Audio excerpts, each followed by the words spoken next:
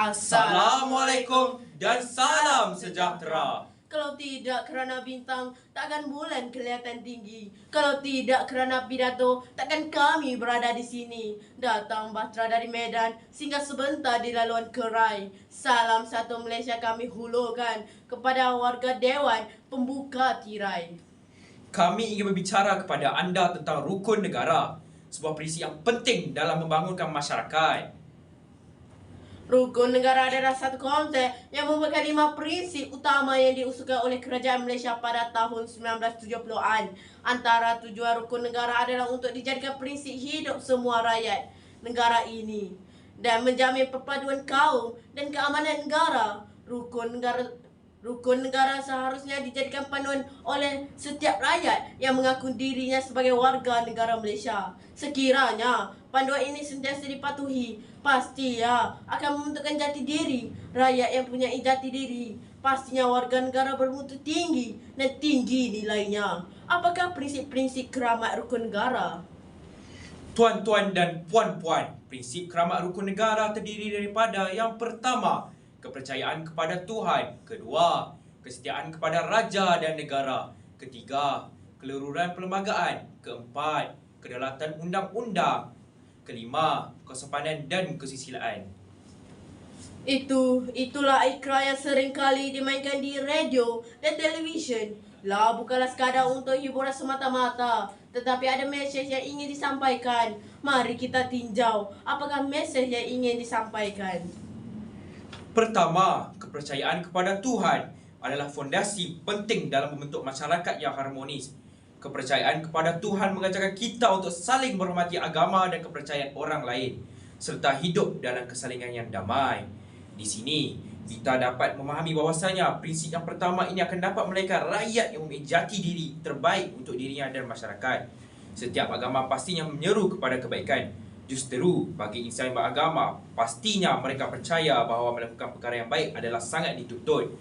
Di sini, kita dapat memahami bahawasanya prinsip yang pertama ini akan dapat melahirkan rakyat yang mempunyai jati diri terbaik untuk dirinya dan masyarakat.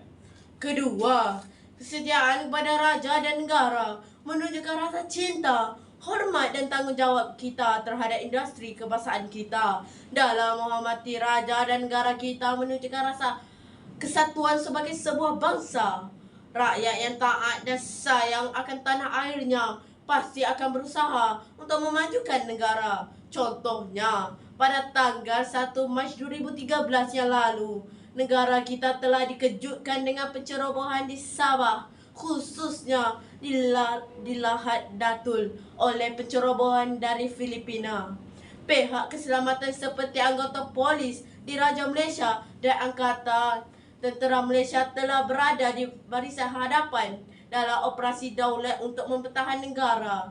Kesanggupan anggota pasukan keselamatan berkorban mempertahankan negara sangatlah dihargai. Menunjukkan bahawa rakyat Malaysia adalah rakyat yang mempunyai jati diri. Prinsip kesetiaan inilah yang akan memaju rakyat Malaysia untuk berubah memajukan negara Malaysia.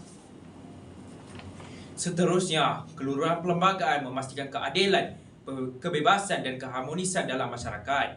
Perlembagaan adalah dasar utama yang membentuk negara kita dan kita semua memiliki tanggungjawab untuk memahami dan menghormatinya. Setiap rakyat haruslah menghormati dan mematuhi perlembagaan yang telah ditetapkan. Ia bertujuan untuk menjaga hak-hak keistimewaan setiap rakyat Malaysia. Justeru dalam usaha membentuk rakyat yang punya jati diri. Prinsip ini memegang peranan yang sangat penting. Setiap rakyat pastinya di bawah naungan perlembagaan. Negara yang semestinya menjaga hak-hak mereka. Masuk kandang kambing mengembek, masuk kandang kerbau menguak. Kalau sudah ditetapkan, jangan pula dibuatnya. Maksud yang saya ingin sampaikan di sini ialah setiap negara mempunyai undang-undangnya tersendiri.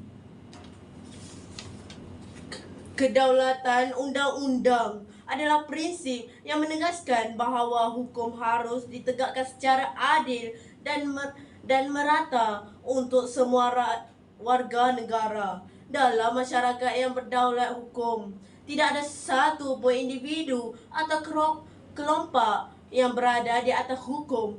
Dengan adanya undang-undang, maka setiap rakyat akan berdisiplin dan mematuhi segala undang-undang yang telah ditetapkan. Warga negara yang berdisiplin akan membentuk rakyat yang punya jati diri yang tinggi. Terakhir, kesepadan dan kesusilaan adalah nilai-nilai budaya yang perlu kita jaga. Melalui kesepadan dan kesusilaan, kita dapat menciptakan lingkungan yang saling menghormati, berempati dan menghargai perbezaan di antara kita. Tujuannya ialah untuk membentuk warga negara yang bersopan santun dan bersusila, selaras dengan kempen budi bahasa dan nilai murni yang diwar-warkan di media massa. Sifat individu yang bersopan santun dan bersusila adalah paling bermakna dan amat penting dalam konteks hubungan antara satu sama lain dalam masyarakat pelbagai.